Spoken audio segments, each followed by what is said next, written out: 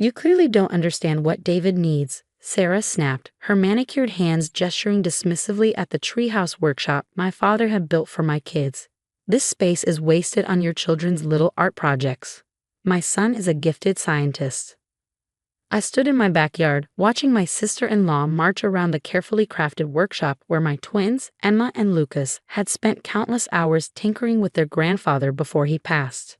The space was their inheritance, specifically mentioned in Dad's will as the creative workshop for my beloved grandchildren. But Sarah had other plans. My name is Olivia Parker, and at 35, I never expected to be fighting my brother's wife over my children's inheritance. The workshop wasn't just any treehouse. It was a 2-story masterpiece my father had spent his retirement building, complete with proper electrical wiring, workbenches, and storage space for all the kids' projects. He'd been a high school science teacher who believed in hands-on learning, encouraging my twins to explore their creativity through both art and science. David needs a proper lab, Sarah continued, pulling down the art supplies my kids had carefully organized. These childish supplies are taking up valuable space. My son is already reading at a college level, and his IQ test results prove he's exceptional. This space should go to someone who'll use it properly. I watched her toss my children's projects into a garbage bag, fighting to keep my voice steady. Sarah, this workshop was left to Emma and Lucas. It's legally theirs. She turned to me, her perfectly lined lips curving into a condescending smile. Oh please, your brother agrees with me. David's gifts need nurturing. We're doing you a favor, really. Your kids can find somewhere else to play with their crayons. The worst part was she wasn't lying about my brother, Mark.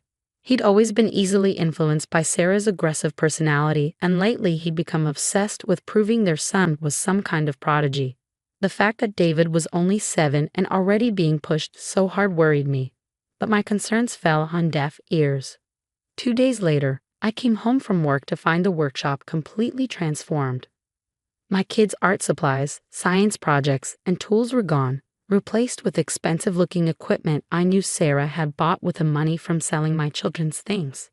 She even changed the locks. Emma and Lucas stood at the window, watching their cousin David enter their workshop with an armful of textbooks.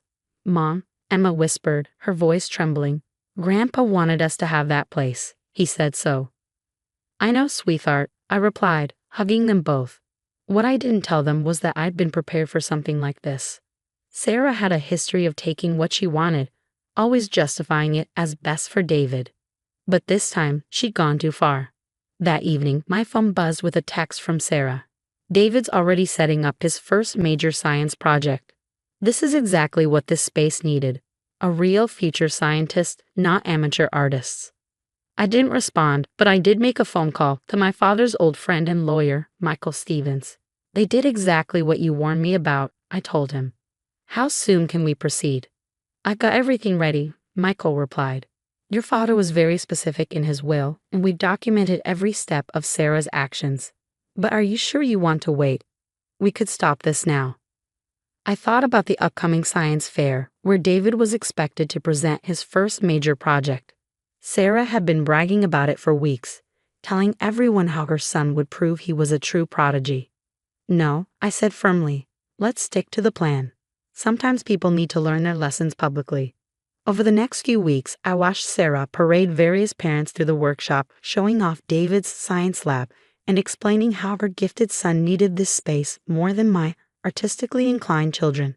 Each time, she made sure my kids could hear her, as if their pain somehow validated her actions. Emma and Lucas, however, didn't stop creating. They moved their projects to our garage, working quietly and diligently. I noticed they were spending a lot of time with their grandfather's old research notes. But I didn't pry. They had always been self-motivated, and I trusted them to find their way. The day before the science fair, Sarah sent a mass email to the entire family. "Come see David unveil his groundbreaking project. This is what happens when gifted children are given proper resources. Some children just need more than others." That evening, as I helped Emma and Lucas load their own project into the car, Lucas looked up at me with his grandfather's determined expression. "Mom, did you read what Grandpa wrote about combining art and science?" I smiled, remembering my father's passionate beliefs about cross-disciplinary learning. "I did, honey. He always said the best discoveries come from creative thinking. Well, Emma chimed in, her eyes sparkling. We think he was right. And tomorrow, everyone else will see it too.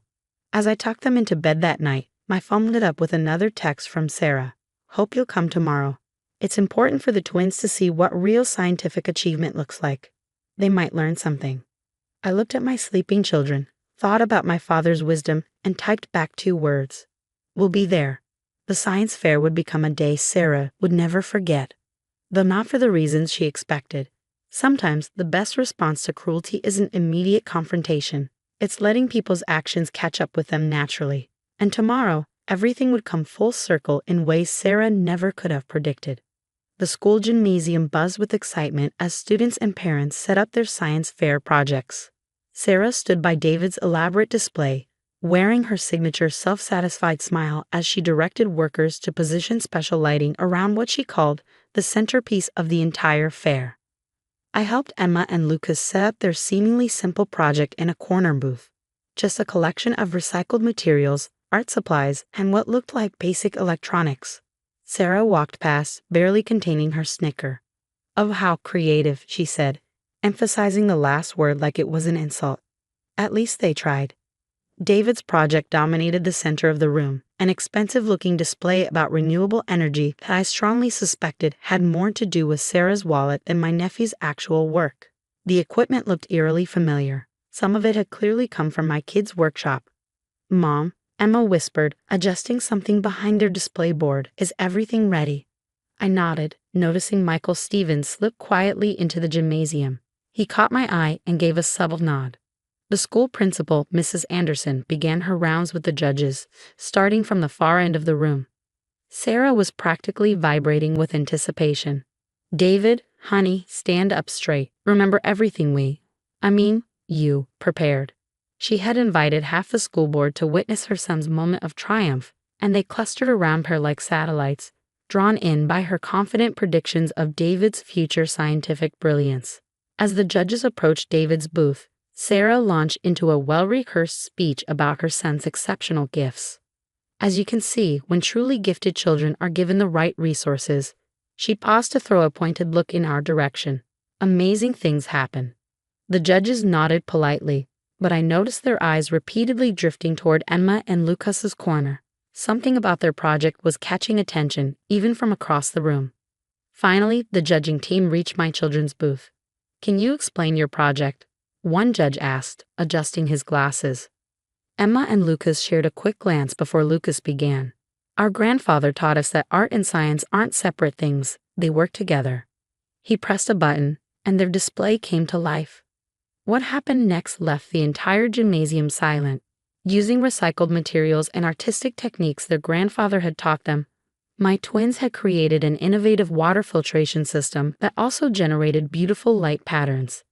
The judges leaned in, fascinated by the combination of environmental science and artistic design. The filtration system uses principles of fluid dynamics, Emma explained, pointing to the swirling patterns, but we added fluorescent elements to make the process visible. The patterns actually help us monitor the filtration efficiency. And look, Lucas added, pressing another button. The patterns shifted, creating a mesmerizing display. We use art principles to make the scientific data beautiful and easier to understand. One judge turned to me, eyebrows raised. This is remarkable. Where did they learn to combine disciplines like this? Before I could answer, Emma spoke up. From our grandfather's workshop. He left us all his research notes about combining art and science. We found them in our special treehouse lab. She emphasized the last words, looking directly at Sarah. Sarah's face had gone pale. What workshop? One of the school board members asked innocently. The one our grandfather built for us, Lucas explained. He left it to us in his will. It's where we developed this project. Well, until recently. The school board member turned to Sarah, confusion evident. But I thought you said that was David's personal lab. Michael Stevens chose that moment to step forward, folder in hand. Actually, he said clearly, I have the will right here. The workshop was specifically left to Emma and Lucas Parker, with explicit instructions that it be maintained as a space for them to explore both art and science. along with documented proof of Mrs. Parker's illegal seizure of the property. The gymnasium erupted in whispers. Sarah's carefully crafted image began crumbling as the truth emerged. David, looking confused and uncomfortable, turned to his mother. "Mom, you said the workshop was given to us." "I also have proof," Michael continued calmly, "of Mrs. Parker selling the children's equipment and materials, which were also protected under the will." The principal's face hardened as she looked at Sarah. "Mrs. Parker, we need to discuss this in my office, immediately." Sarah's supporters began backing away, their expressions shifting from admiration to disapproval. The judges huddled together, whispering intently while glancing between David's expensive display and my children's innovative project. "This isn't fair," Sarah suddenly burst out, her composure finally cracking.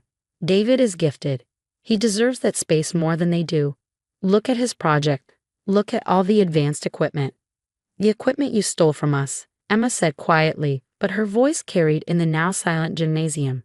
"We didn't need expensive things. Grandpa taught us that science is about creativity and observation, not just fancy equipment." As Sarah was led away by the principal, the judges finished their deliberations. The tension in the gymnasium was palpable. David stood alone by his project, looking lost and embarrassed. Despite everything, my heart ached for him. He was just a child caught in his mother's overwhelming ambitions. "Before we announce the winners," the head judge began, "we want to note that our decision was based solely on scientific merit, innovation, and presentation." He paused, making eye contact with various participants. "The first place award for this year's science fair goes to Emma and Lucas Parker." The gymnasium erupted in applause. My twins hugged each other, their eyes shining with a mixture of joy and vindication. Their project had won, not because of expensive equipment or privileged access, but because they truly understood what their grandfather had tried to teach them, that the best discoveries come from combining creativity with scientific thinking. Later that evening, as we packed up their project, Mark, my brother, approached us. He looked tired and ashamed. "Olivia," he said quietly, "I'm sorry. I should have stopped Sarah. I got caught up in all her talk about David being gifted, about needing special resources." "It's not just about the workshop, Mark," I replied, watching Emma and Lucas carefully wrap up their project. "It's about respecting Dad's wishes, about letting children develop their own interests instead of forcing them into roles we choose for them." He nodded, glancing over at David, who was sitting alone, his expensive project already dismantled. "I know. We've been pushing him so hard to be this perfect scientific prodigy that we never asked what he actually wants." As if on cue, David wandered over to Emma and Lucas. "Your project was really cool," he said hesitantly. "The way you made the water patterns light up. Could you maybe show me how you did that?"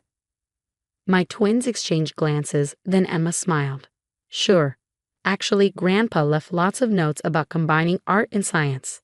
If you're interested." The next week, with Michael's help, we reclaimed the workshop. Sarah was facing legal consequences for her actions, and Mark had agreed to family counseling to address the pressure they'd been putting on David. As we cleaned up the space, returning it to its original purpose, I found one of my father's old notebooks. Inside, he had written, "Science without creativity is just procedure. Art without understanding is just decoration. The magic happens when we let them dance together." Emma and Lucas installed their science fair project in one corner of the workshop. To my surprise, David started visiting regularly, not to conduct elaborate experiments, but to learn from his cousins about finding his own path between art and science. It turned out he had a talent for technical drawing and loved illustrating scientific concepts. 3 months later, Sarah called me. Her voice had lost its usual arrogance. "I was wrong," she said simply. "I was so focused on proving David was special that I couldn't see how much I was hurting him and your children. I'm in therapy now, trying to understand why I felt such a need to compete, to take from others." I listened quietly, thinking about how much had changed. The workshop was alive again with the sound of children's laughter and experimentation. Emma and Lucas had started a small science club, teaching other kids about combining artistic thinking with scientific principles. Even David was flourishing, finally free to explore his own interests rather than living up to his mother's expectations. "The workshop is open to David whenever he wants to visit," I told Sarah. "But it has to be his choice, not yours." As I hung up, I looked out at the treehouse workshop where my father's legacy lived on, not just in the physical space, but in the lessons he had taught about creativity, curiosity, and the importance of letting children find their own way. Emma and Lucas had proven that sometimes the best revenge isn't about winning or punishing others. It's about staying true to yourself and letting the truth emerge in its own time. My father would have been proud, not just of the science fair victory, but of how his grandchildren had understood his most important lesson. The greatest discoveries come not from competing with others, but from being brave enough to follow your own path, even when others try to tell you it's the wrong one.